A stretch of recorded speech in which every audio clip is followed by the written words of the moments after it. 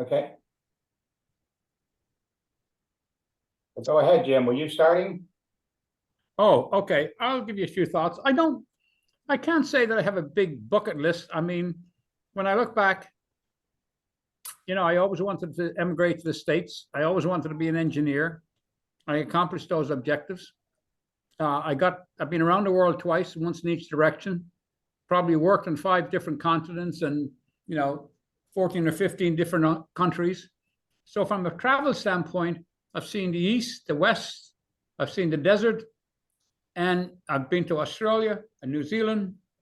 So from a travel standpoint, I think I've fulfilled all my bucket list. The one thing I would like to do, though, would be to take a golf trip to Ireland, but have it catered by somebody else. That would be one thing I would really love to do. Beyond that, to be frank, I don't think I want to. I still travel, but there's no burning desire. But now my wife has a bucket list of her own, and one of those was to play golf at the Green Bar restaurant, the Green Bar golf course in West Virginia. Mm-hmm. So I agreed to do that. $900 for 2 people to play golf. Mm-hmm. So obviously, nice. I won't be going back there. And back next week. Pardon? You're going back again next week? No, I'm not. I thought about, part of the problem with Ireland. I mean, you can, some of the courses are actually quite expensive, but not sure they're up to what they're worth, but they get the tourists. I certainly want to go back to Ireland a few more times and, see old friends before they pass away. Of course, I've lost some family over there. My brother was in the home place. He's gone. So, going back there is not the same thing. But I still got some cousins, and I actually quite enjoy just goofing off on a trip to Ireland. So that would be probably the one thing that's still in my bucket list. Good. No regrets about anything else? Oh, regrets. You didn't ask me about regrets. Yeah, I think the one thing I regret is that I started taking piano lessons when I was in high school, and I gave it up because I sat around for an hour waiting for the lesson. So the one thing that I would regret is that I didn't learn how to play a musical instrument. That would certainly be one regret. I have a few other regrets that people like to kill, but you probably don't want to hear about that. But no, that would be the one true regret. Oh, I do regret when I changed from primary school to secondary school. I got the the corporation scholarship to high school, and I went to a school across the street. I could actually almost look in the window and see my bedroom window and look right into my classroom. And it was a brand new school. And I guess I probably wasted at least a year or 2 years. If I had gone directly to O'Connell's, which was where I was supposed to go, I would have been far ahead of the game. And I regret that I made that decision, but I didn't know at the time. So, it made sense to go across the street. The school opened when I was ready to go to secondary school, but it wasn't a good decision. There was no challenge. There was nothing. I mean, I was first in the class for the first 3 years, and I wasn't first class material. That's it. That's it. Well, thank you very much. Anybody else like to add their 2 pence worth or 2 cents worth? I have to say I'd share Frank's regret about musical instrument, and I imagine you must be feeling very satisfied, Peter. That and not mastering another language, not even the Irish language. they would have been two. They're two things that, and I've left that boat has definitely sailed. Both those boats have definitely sailed. No chance of doing either now. But in terms of other things that are on the bucket list, I'm afraid there's a lot of them. As John said, there's 193 countries out there, and we've only been to 130. So there's a lot of unticked boxes out there. Is there a law of diminishing returns, but? Well, that's closing in, Frank, definitely. And there's not only 193 United Nations countries, there's also 5 other countries that are not recognized by everybody, and then there's 71 overseas territories. So there's a lot of ground to cover. And where's next? Sorry? Where is next? Well, next is Mauritania. That's in December. That's next month. And then hopefully next year we might get back on track with some longer trips. But I had aspired to make it 150 by age of 75, but COVID got in the way. COVID and prostate cancer, they both sort of halted progress. But reasonably hopeful that we'll tick off a few more boxes. I don't think we'll make the whole lot though. Definitely not 193 plus the other 5 plus the 71 overseas territories. Now, but there are people out there who have done them all. Is your partner? Is your partner?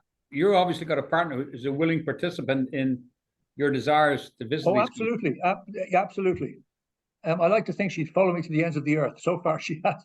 She has done. Funny, it all actually started out fairly early. My father was a great believer in the Reader's Digest, and way back in the 1950s, early 1960s, they came out with a book called World Travel. It was a I actually still have it here. It's quite moth-eaten now, and that was a bit of an inspiration to me. That sort of whetted my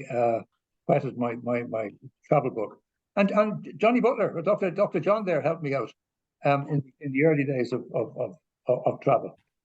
With his influence, I was able to persuade my parents to let me go. Only for me now, that's right. Whereas without John, it might have happened. Yeah. It only let him go if you went to that sensible boy, John Butler.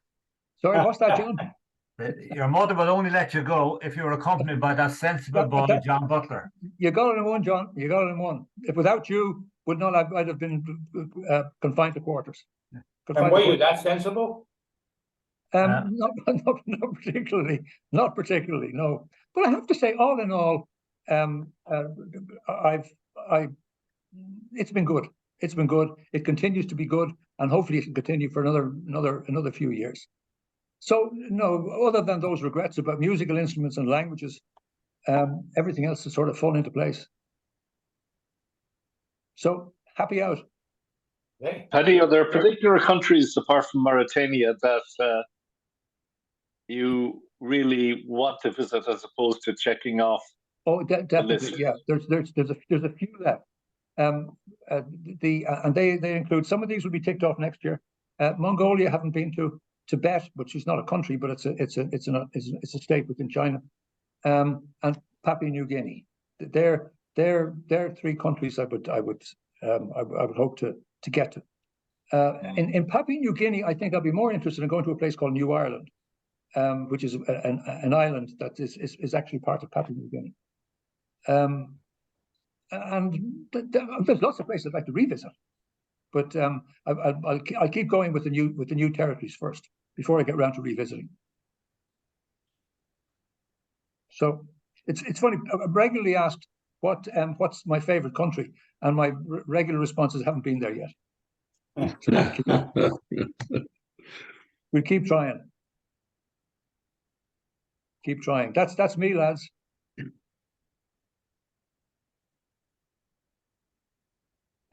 Definitely hush. Okay, I'll throw in a different perspective.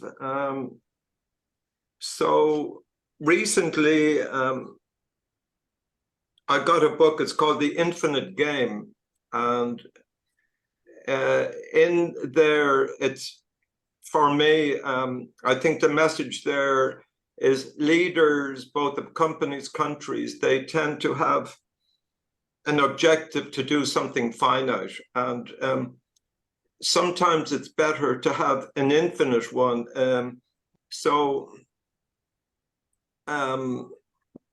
If you have something to make a better iPhone than the other guy, and then the technology is changing and iPhones are not the main road anymore, you're out of business. Whereas if you have it to enable people to communicate more effectively, you have a broader perspective. And I think I take that perspective in life. So I'll give two examples. One, in 2017, we had been serving a particular market in North America. It was driven by a regulation, and there was a finite number of projects within that reg, and we had essentially covered that territory.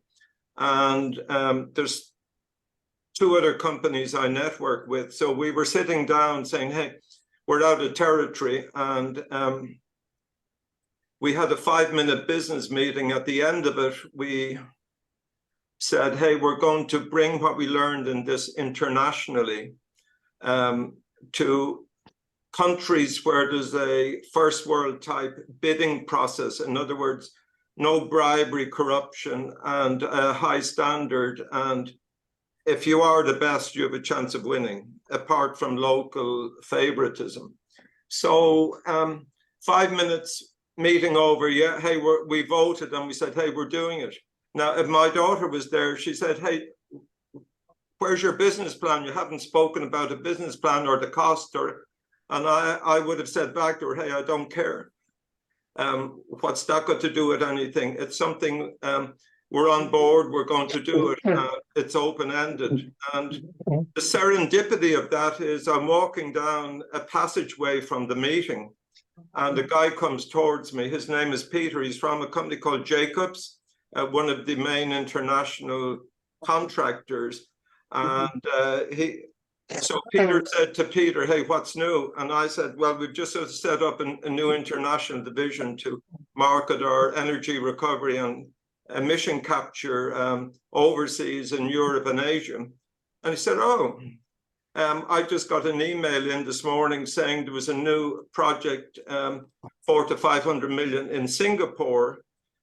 Jacobs, whom I'm with, is the overall consultant, and there's an energy recovery dimension just after being added. And by the way, Black & Veatch, another consultant, is the favorite to win that component. So when you have an open-ended check, things like that happen. So that's example number one. And example number two, I was interested in energy recovery, and in 2010, the national committee I was on didn't cater to that, but there were 7 or 8 guys who were very interested. So we went into a parent meeting and we said, hey, we'd like to create this new committee. And the guy says, oh, very interesting. And we'll do it next year at the meeting. We'll get a vote. And I said, well, can I check and see at this meeting if there's anybody interested? And we had our 7 or 8 guys. So they stuck up their hands and he said, hey, you got your committee. So that was about 2000 time. And that committee was able to affect regulations, etc., in the US, but early October, one of the 2 other guys I'm working with, I'd been nudging him just enough that he felt it, but didn't see me doing it. And he said, hey, I think I'm going to volunteer for the committee or for the vice chair of the committee. And he'd probably forgotten that I had founded that one. So he did, and he got it. So I played that open thing all the time. And if somebody asked me logically, hey, why did you invest 30, 40K to do this international thing? It's because it's the way I'm made and it's the road I'm on. Good, good. That phone call, sorry to interrupt, guys. That phone call was actually John Dinan trying to get in.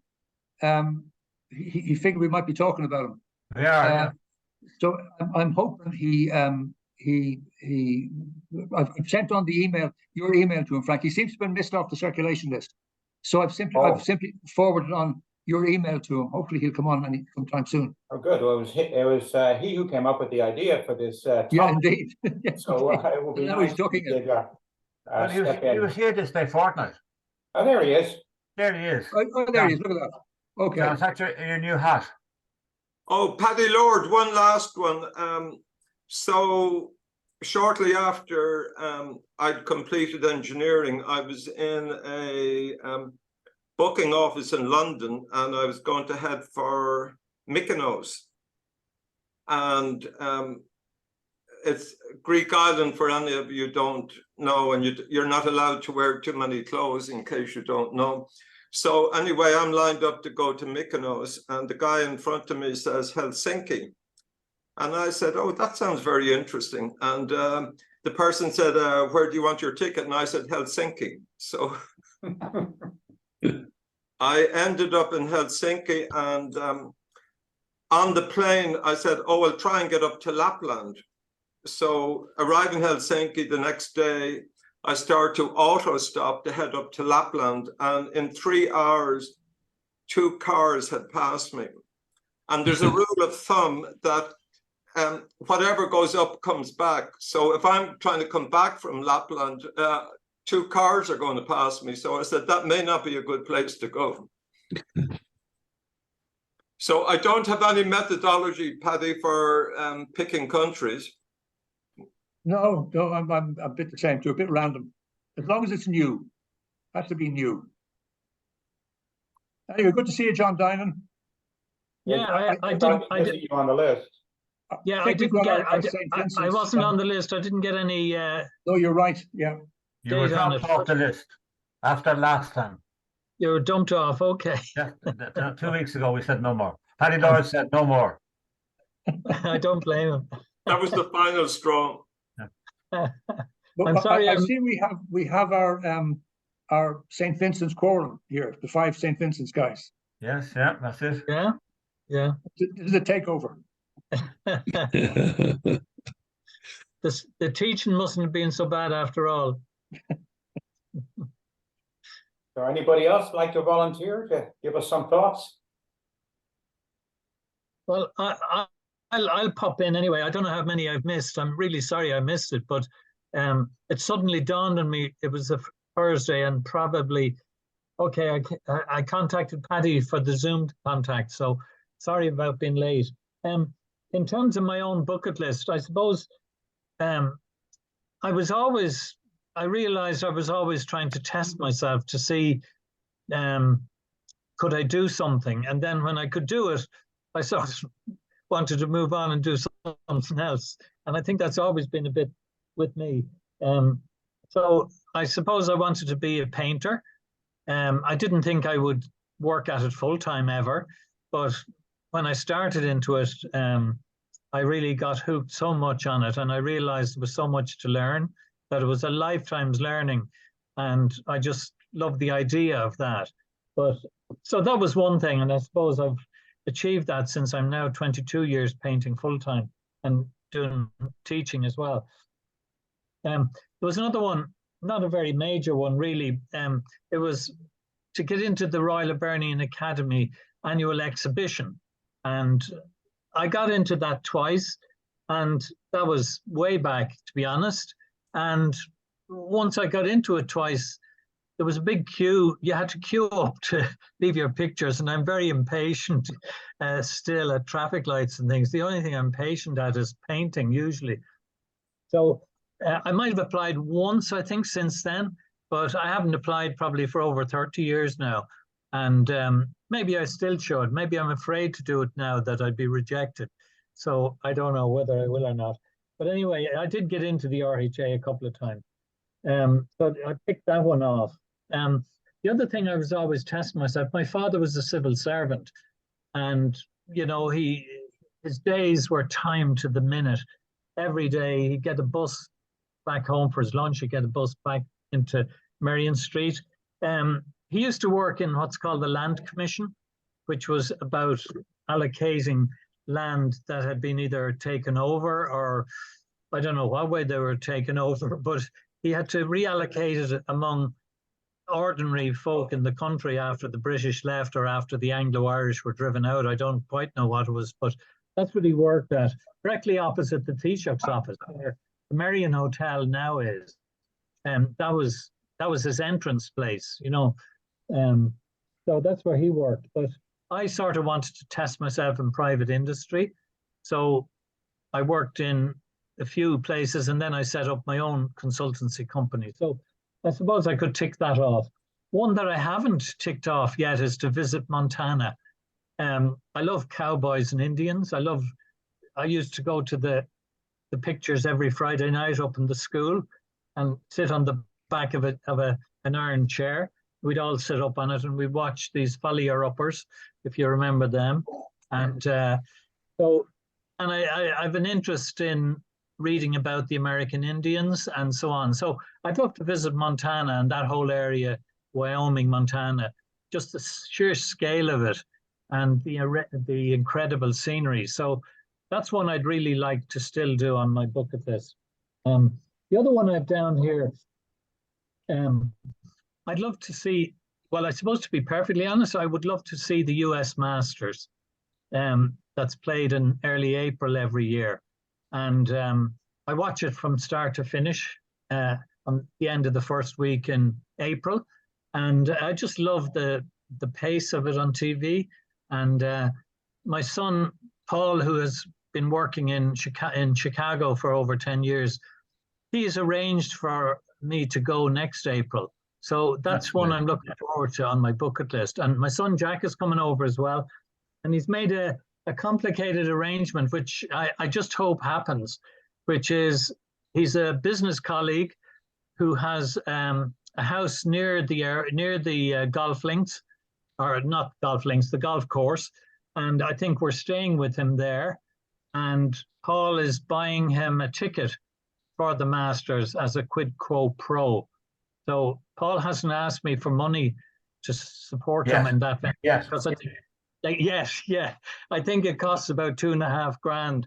So we'll see whether he can afford it or not. But anyway, myself and my other son Jack are flying over, and he's exchanging a ticket with somebody who is a member down there. Again, some business friend.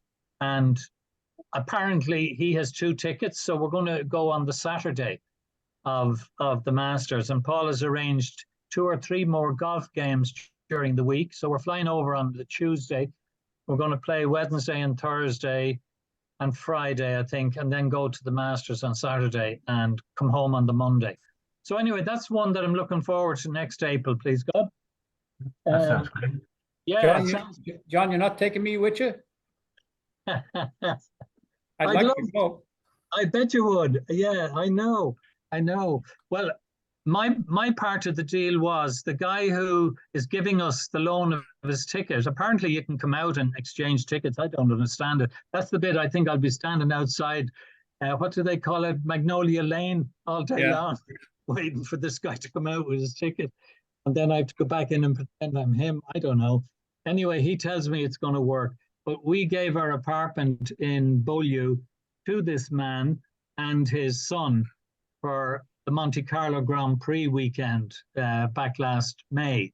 So that was our deal. We gave him that, and in return, he's given us his ticket. And the other thing is the accommodation. We're being put up nearby in a lovely house, apparently, and we're near various other golf courses. So we'll see how it works out. Hopefully, I'll be able to tell you next year if it works out. By the way, reference the Cowboys and Indians. I thought if you went downtown Dublin today, you'd see lots of Cowboys and Indians. John, Yeah. John, if you're interested in some background on the Cowboys and Indians, are you familiar with the filmmaker in the US, Ken Burns? I've heard the name, but I'm not familiar with him. He became famous for his series on the Civil War. Okay. And has done these kind of things on many other topics. There is one out that's dealing with the bison, the buffalo. Yeah. And it specifically goes into the relationship between the Native Americans and the buffalo, and the government's role in eliminating both almost. Yeah.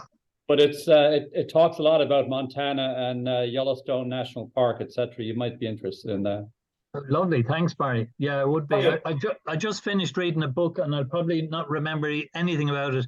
The name, I mean, I read it when I was over in France there in September. What was it called? Days Without End.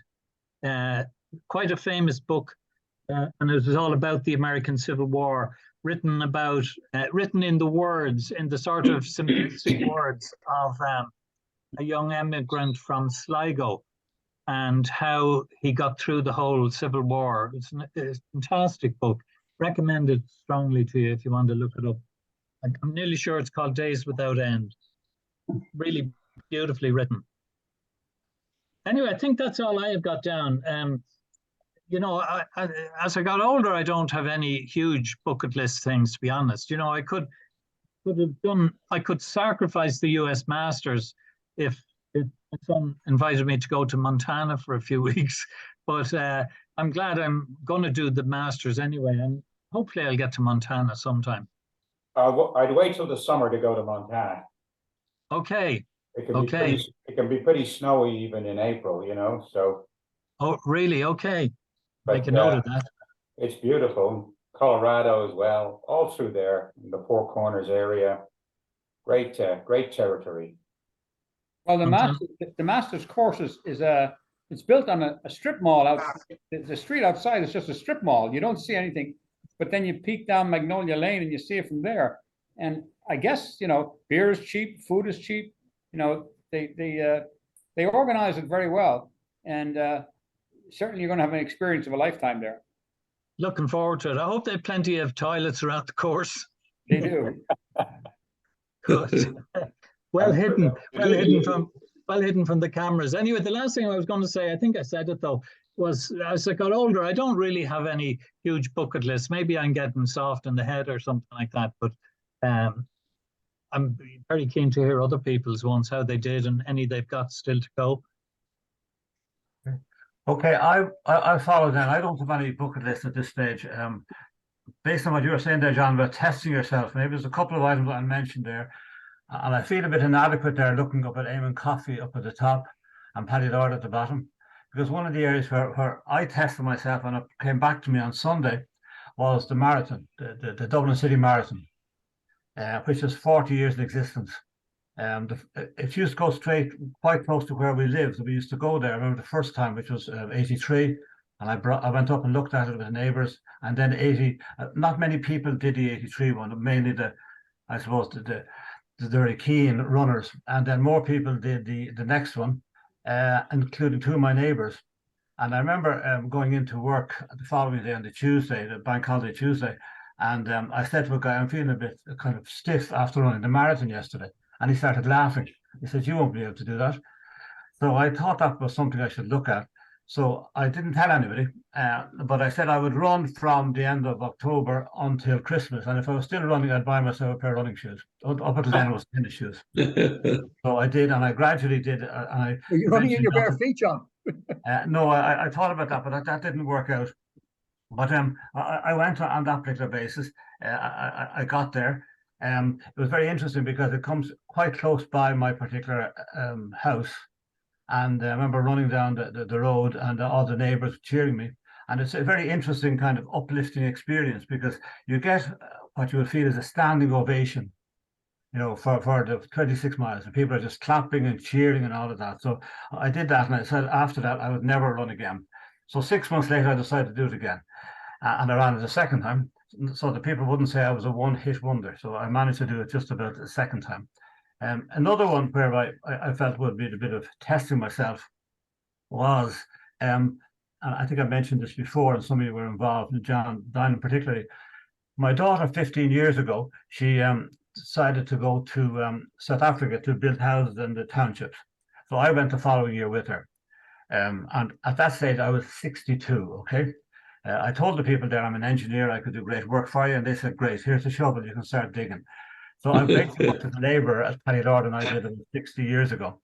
And I had to do two things. One was I had to raise money. And John Dine was very useful there. And that John said you do a painting and we'd have a raffle, and that was one thing. I also spent weeks with my daughter in the local supermarkets packing bags, and we gradually got to the stage of getting the money.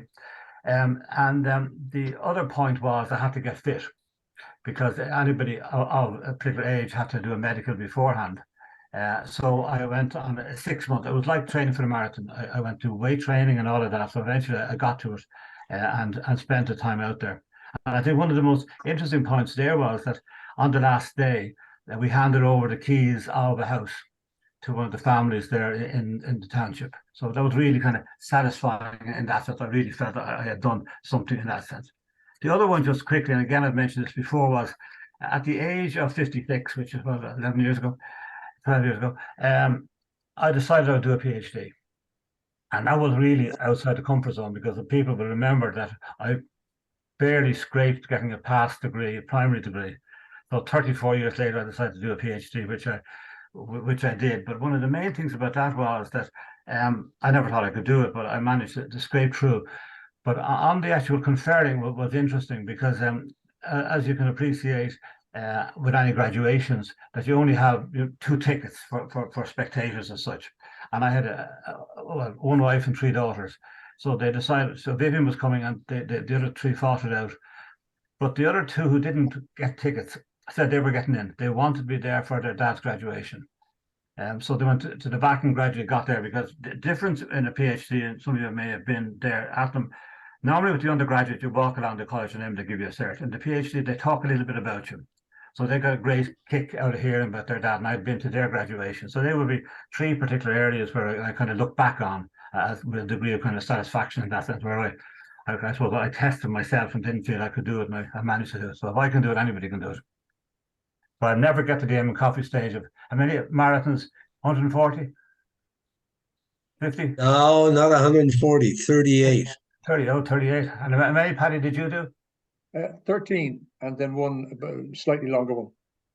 Oh, okay, fine. Okay, so I'm in the halfway place in that sense. Very slow compared with Eamon. Eamon's the man. Yeah, Eamon's the man. Yeah. Well, I wish that were true. I used to run with a number of guys. Some have done more than 100 marathons, and how they can do this, I just don't know. But it's just amazing to see what people are capable of if they really put their minds to it. And some people might think that that's really excessive, but it was just something they like to do. But I think there's 6 people who have done all the Dublin City Marathons, which is the full 40.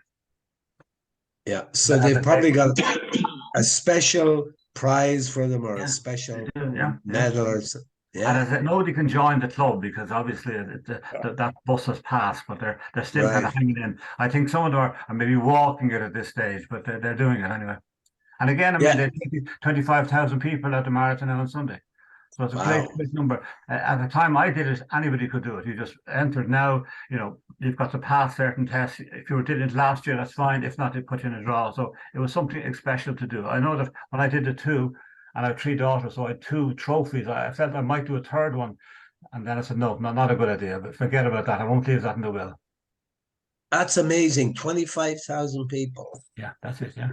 Wow, that's an accomplishment for City of Dublin, for sure. Yeah. Okay, Frank Brady, we're running out of time, so it's your turn. Well, I don't really have a bucket list. I'm not that kind of guy. I let life happen, although it seemed to have happened rather serendipitously for me. I've got the travel bug, but my health is a little shaky at the moment, as you probably all know. And I did get to visit 54 countries in my working life and my travel life, but I didn't get to places like New Guinea. And if there was no railroad, I wasn't going. So. But I did get to Mongolia, but I don't have any great desire to go to any specific place. But if an opportunity comes up, I will go. Like this year, I went to the Greek islands again, and went to Spain. and Mexico. But, you know, these are places I've been to before and sort of revisiting rather than staking out new territory. And I do tend to, as I get older, like to be in a decent hotel and so on, as opposed to my early backpacking days. I also have regrets as to Jim about music. I took 7 years of piano at the old Municipal School of Music. And about 16, I just gave it up. And I had other activities, you know, discovered girls, discovered I was coming up to the leaving cert, etc. And I just dropped it completely. My brother kept it up, but I didn't. And I do regret that. And the other thing I regret also is languages. I lived in Montreal for 10 years and I never mastered French. I could have if I focused on it, but my job required speaking in English all the time. I lived in an English neighborhood. I was traveling, you know, probably 100 days a year. All the customers spoke English. And so I never got into the French milieu. And I do regret that because I think having multiple languages is a great achievement and something that I do regret. Other than that, I've had a good life, married the right person, you know, got on with my life, have some good kids. I'm enjoying myself still, even though I'm going through a serious illness. And I just look to tomorrow and say, I get up in the morning and let's go. Good for you. How about you, Peter Ahern? Yeah, it struck me, you know, when people talk about bucket lists, a lot of it is about travel. Some of you have raised interesting things of particular skills or things you've liked to participate in specific events.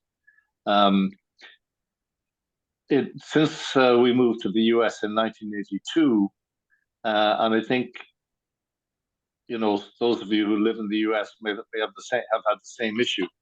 A lot of my vacation time got used up going to Ireland to visit family. So when people living in Ireland were going off hither and thither, I was going back to Ireland. And I've done that a lot, you know, probably since the early 90s particularly.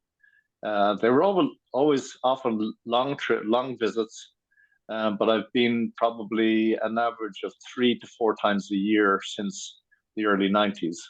And that's a lot of time used up. It doesn't leave much time for anywhere else.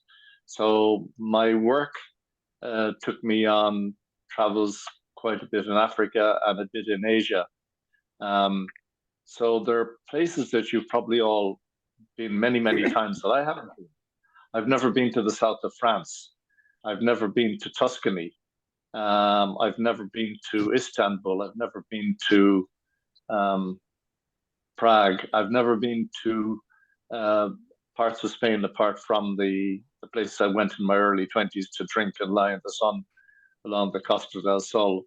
So I you know, when I started to really get into retirement about 3 years ago, belatedly, we set a fairly ambitious travel budget, but it's like a menu of places that you know, I would like to visit, but it's not a sort of a burning desire that I feel my life will be unfulfilled if I don't get there.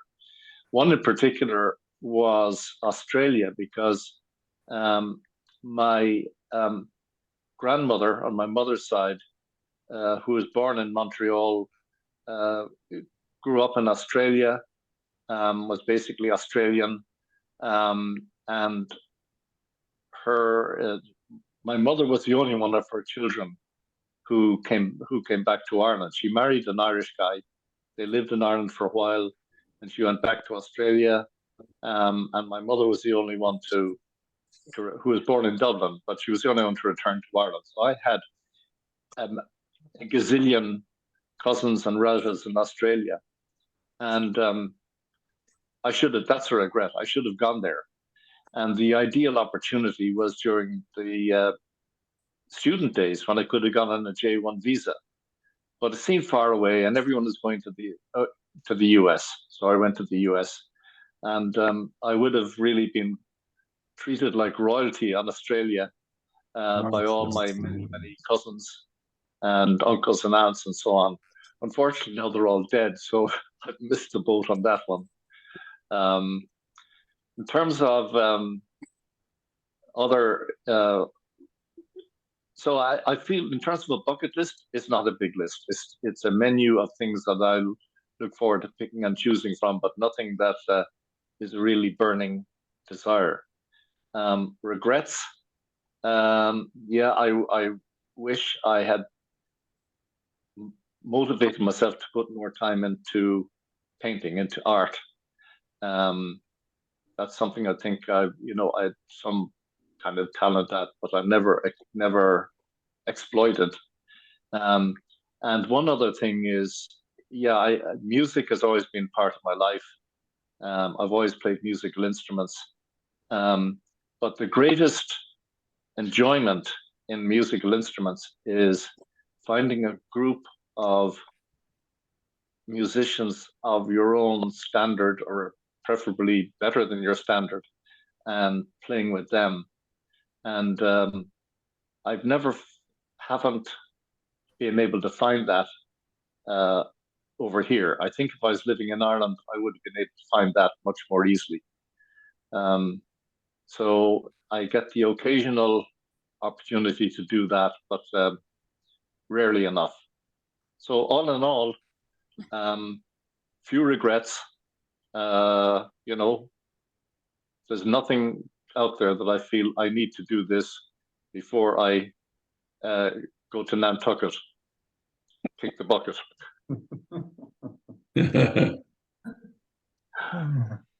That's it from me.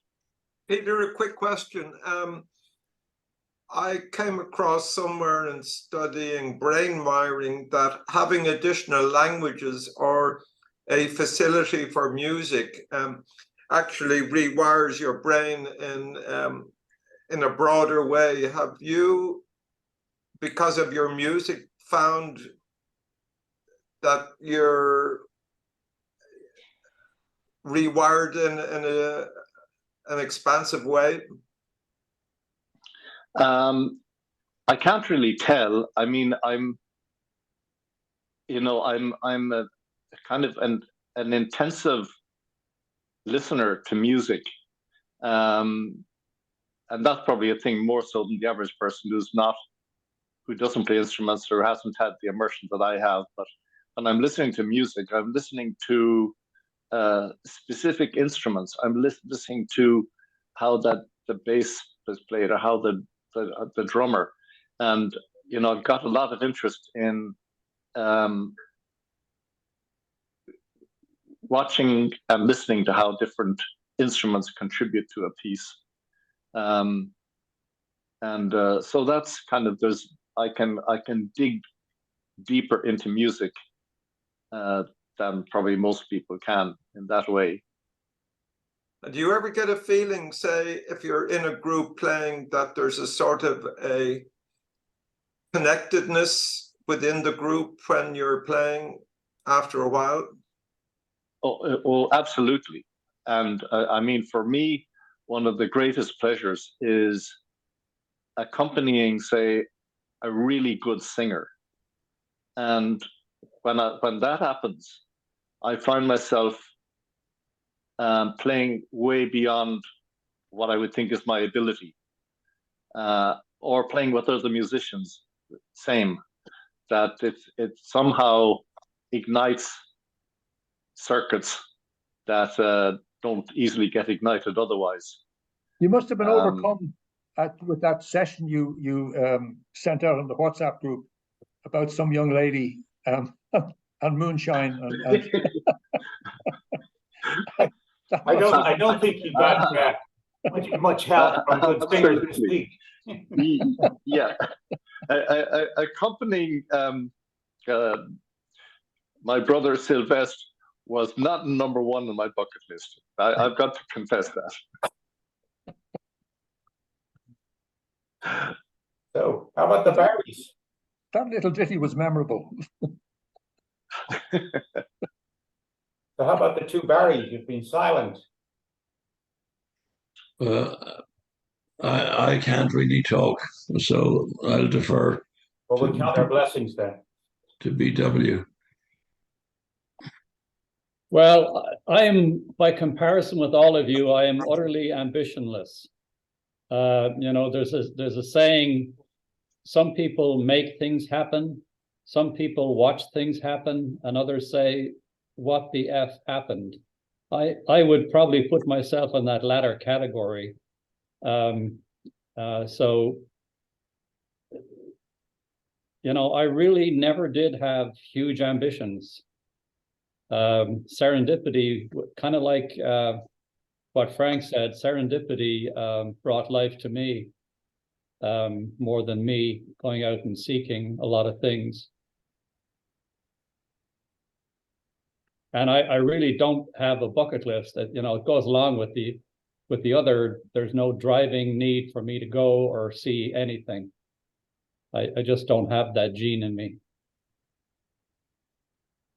But you must have had maybe it wasn't on your bucket list, but your skill at woodwork is so amazing that if it wasn't a bucket list thing, maybe it was unconsciously so, because you've achieved an incredible level of expertise there.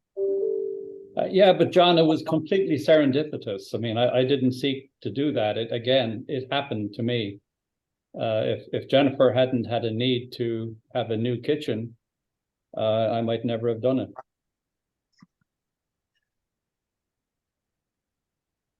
Eamon, you got anything to say? I'd just say one thing, Barry W. I think you have created building blocks that are out there, and that causes chemistry to happen for you. So I wouldn't be as tough on yourself as I hear you sounding. I think you've, like coming to the States, you said yes after one conversation with a guy who made you the manager when you went into IT. So I think you just go about it in a different way to others, maybe. Barry, I think you set up this Zoom call, didn't you? Yeah. Barry? This group, this Zoom call was your idea. Yeah, I mean, I wouldn't. We wouldn't be here tonight only for you. I wouldn't count that. I did do one thing in my career that I'm fairly proud of, and that I did conceive from scratch. It's an obscure area, but in most businesses, they use something called ERP, Enterprise Resource Planning Software. It's how most companies run their businesses, and the big players in the business in Europe are SAP, and in the US it's Oracle and Salesforce and companies like that. In the 90s in the US, universities who also have to use that software, you know, to run their financing, their human resources, their student administration systems, which are seriously complicated pieces of software. They were shelling out vast amounts of money to these companies and to the associated consultants, Accenture and E&Y and so on. Ohio's, I know mostly the universities in the Big Ten. Ohio State, Michigan, Wisconsin, and Minnesota each spent in excess of $100 million implementing those software products into their institution. I was running the enterprise software business at IU, you know, all 8 campuses. It was big. And it just seemed to me like an unbelievably bad waste of money and resources. I definitely was imbued with the spirit of education when I went to work at the university, and perceived that the mission of the institution was not to spend $100 million on essentially back office software, but rather enhance the research, teaching, and service dimensions of the university. And flogging out, as I said, $100 million didn't seem to me to be furthering that mission. So it was counter to the business I was in. Most of my peers around the country were aspiring to spend shitloads of money implementing Oracle or PeopleSoft or whatever. I was quite the opposite. And so I actually founded an open source foundation called Kuali, Kuali. And the express purpose was to put together the resources within institutions to share the cost and co-develop the software. And we did that. And, you know, when I retired, I got the university medal from the president. And, you know, his comment was, this man conservatively saved the institution $25 to $30 million, conservatively, by not doing that. And so that was and a whole bunch of other universities, 30 or 40 other universities, helped develop it, but also implemented it and similarly saved significant amounts of money. But the biggest thing was I got across to the leadership of institutions, don't spend your money on this shit. It's not your mission. My mantra and my thing when I did the spiel, I went around the country talking about this, and frankly around the world, was the name, the title of my presentation was, put your money in your mission. And your mission is not accounting, human resources, manufacturing, whatever. It's not that software. And of course, I was considered a pariah in my industry because I was this guy advocating not spending any money on this kind of stuff, while they were always trying to boost their budgets in their institutions. Well, that's a great achievement. Yeah. It was. I was very proud of that. Certainly, I met some incredible people. We did a lot of business down in South Africa. I mean, there's 3 universities in South Africa that use the software. And so I got to explore South Africa a little bit from a cultural standpoint, because one of the institutions was Northwest University up in Potchefstroom in the Northwest province.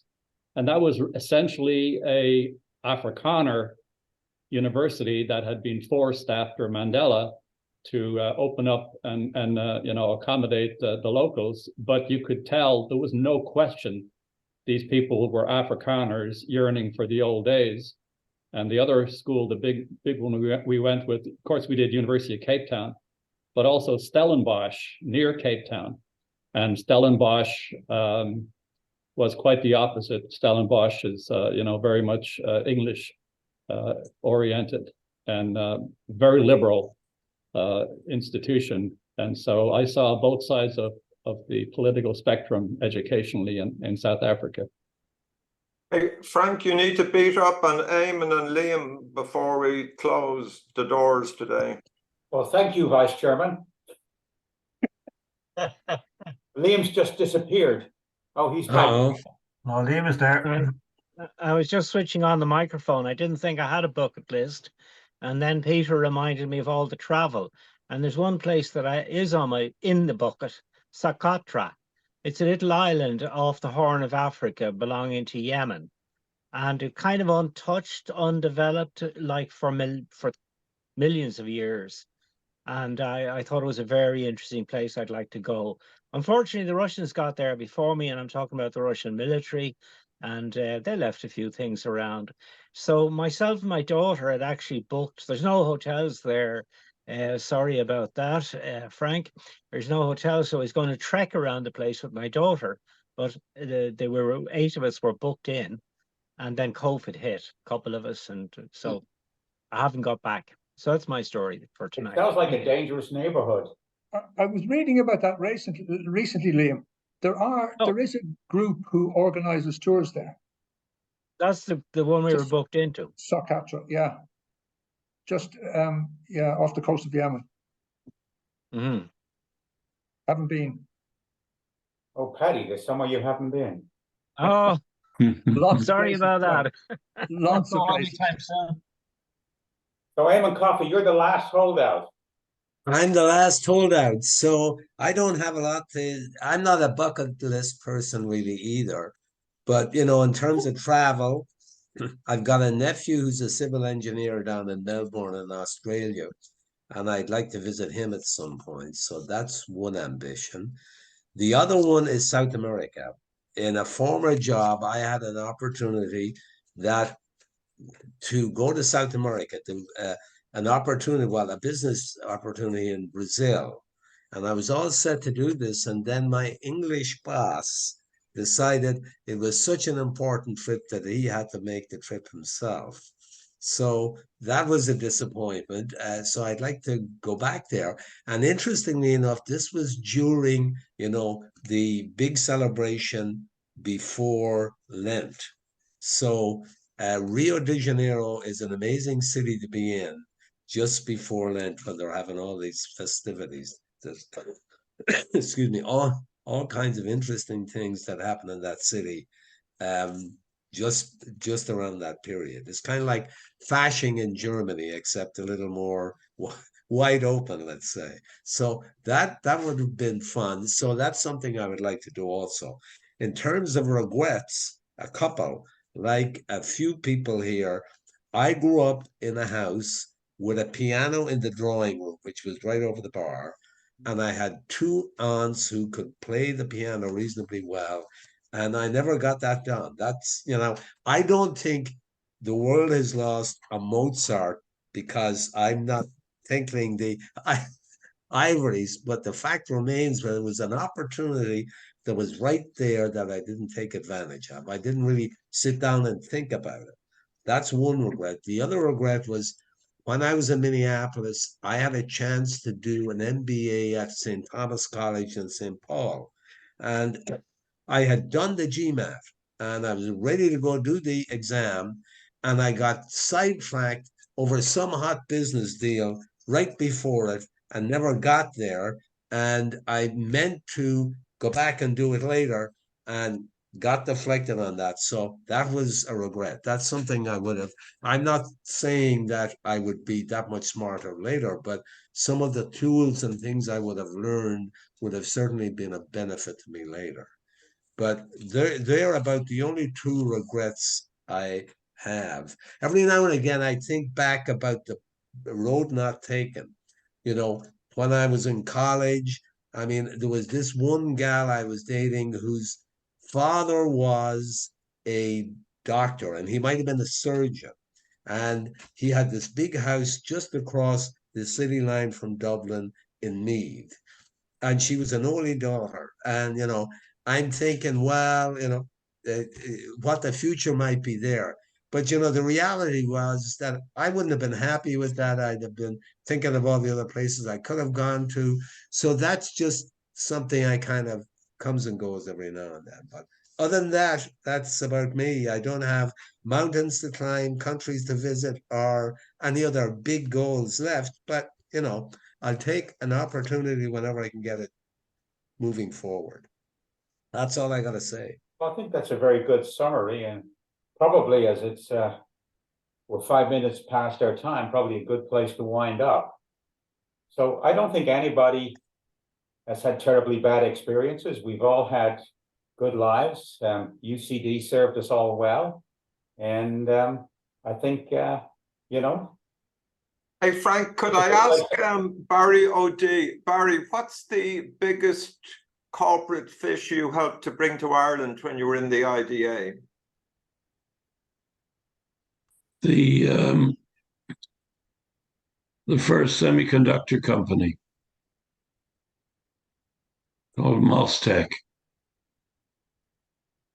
They're in Shannon, They were in Dublin, weren't they? outside of Dublin. I'll tell you, I'll finish with a little story. I sometimes say today, when I'm on some foreign land, I say to my buddy, Jim, John, did you ever think when you were going around the streets of Dublin with holes in your shoes and the arse of your trousers that you'd ever get this far? And you say no, because I tell you what, I could never dream of all what happened to me when I was 7 or 8 running around Dublin. That's for sure. So Barry, did Mostec act as a catalyst for some of the other ones? Of course, yeah. Of course. Yeah, they put us sort of in the discussion. So the Intels, etc. of this world pay attention to that. It becomes easier to talk to them, get them interested. But I was one of a large group who were involved in securing the Mostec investment. It wasn't me alone by any means. Okay, guys, well, that sounds like we all need help. We all got help during our lives, and we're all here and kicking. Not the bucket, I hope. So thank you all for joining us, and I'll end the recording now. Okay, thanks, lads.